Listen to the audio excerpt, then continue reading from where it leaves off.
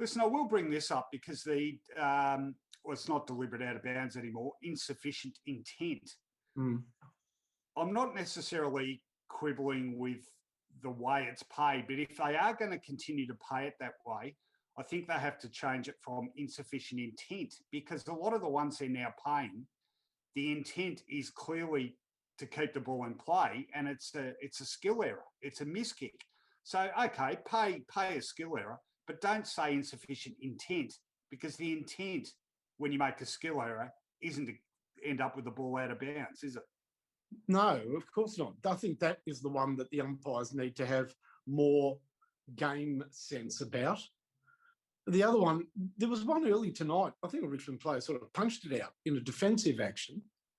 That was pretty harsh. I was quite surprised that was paid. Well, that happened last night at the SCG to Aaron Francis, a spoil on Buddy Franklin that basically went straight out of bounds, and he got pinged for that. So that one tonight as well sort of makes me feel like maybe they've decided to tighten up on that as well.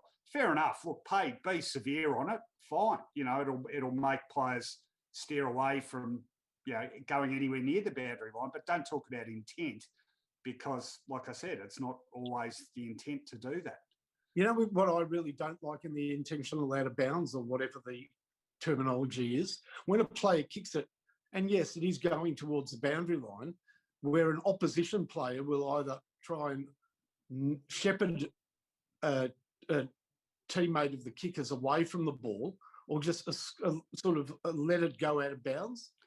Doesn't that make that person the one responsible for not keeping it in? I think they're not paying them now, because there was one like that with Dyson Heppel last night, where he let the ball go out, and the umpire said to him, "You made no attempt, so therefore he didn't pay the deliberate or insufficient intent." Good.